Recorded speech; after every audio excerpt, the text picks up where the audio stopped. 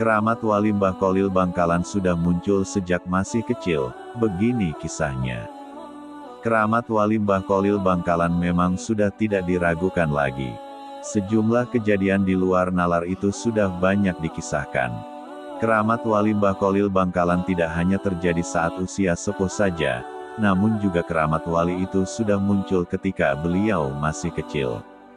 Dikutip portal Majalengka dari YouTube Penduduk Langit, Mbah Kholil Bangkalan yang saat itu masih sangat kecil, bahkan masih belum balik pernah diajak ayahnya Kiai Haji Abdul Latif untuk bersilaturahmi ke Pasuruan. Yakni ke tempat pesantren sahabat ayahnya yang bernama Sayyid Abu Zarrin yang belakangan masyhur dengan julukan Sayyid Tugu atau Mbah Tugu. Sayyid Abu Zarrin kala itu adalah sosok yang sangat alim dan zuhud serta waro. Beliau menetap di Karangsono, Winongan Pasuruan. Beliau mendirikan sebuah pesantren di desa itu. Sayyid Abu Zarrin juga diyakini sebagai salah satu wali Allah yang memiliki keramat.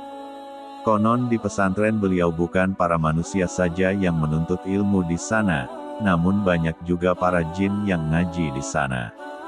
Saat Mbah Kholil Bangkalan kecil dan ayahnya sampai di rumah Sayyid Abu Zarrin di Karangsono Pasuruan, mereka disambut dengan sangat hangat, saling ngobrol dan sesekali ada canda.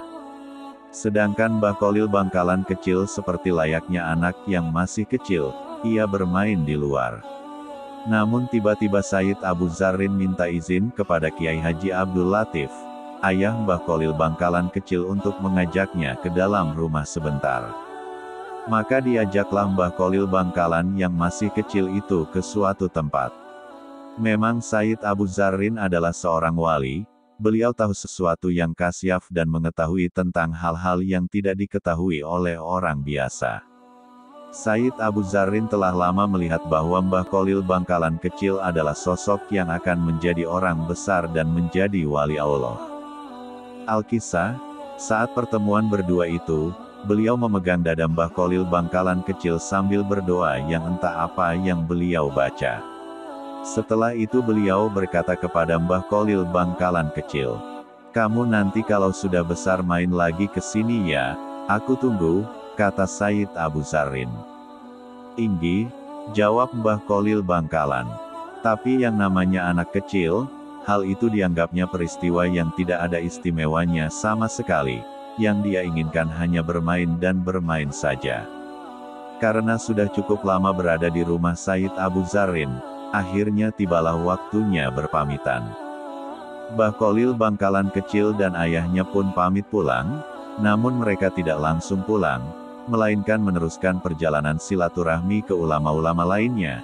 Harapan sang ayah adalah agar Mbah Kholil Bangkalan kecil itu nantinya mendapat berkah dari para kiai-kiai yang disowaninya. Menurut beberapa sumber, silaturahmi pun berlanjut hingga sampai ke Jawa Tengah. Tidak begitu jelas persisnya di daerah mana. Di Jawa Tengah mereka mampir ke rumah seorang kiai yang masih ada pertalian saudara. Seperti biasanya, mereka pun saling ngobrol dan canda untuk melepas kangen. Di tengah-tengah berbincang serius, tibalah waktu salat duhur.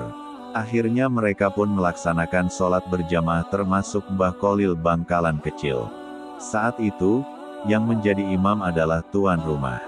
Namun anehnya, ketika di tengah-tengah sholat, Mbah Kholil kecil yang itu tiba-tiba tidak meneruskan sholatnya, dia hanya duduk saja dan memandangi tuan rumah yang masih sibuk menjadi imam sholat. Setelah sholat selesai, sang ayah dan tuan rumah merasa heran. Mereka bertanya kenapa Mbah Kholil Bangkalan kecil tidak mengikuti sholat berjamaah hingga selesai. Dengan entengnya, Mbah Kholil Bangkalan kecil menjawab, "Lah saya heran dengan imamnya itu, sholat kok sambil bawa sayuran di pundaknya," kata Mbah Kholil Bangkalan. Mendengar jawaban seperti itu, sontak sang ayah marah dan merasa malu sama tuan rumah. Bagaimana tidak, kenyataan yang ada adalah sang imam tidak membawa apapun di pundaknya. Meski demikian, tuan rumah melarang ayah Mbah Kholil Bangkalan memarahi anaknya itu. Malah tuan rumah itu berkata, "Sudah-sudah, anak Anda tidak salah, memang saya yang salah."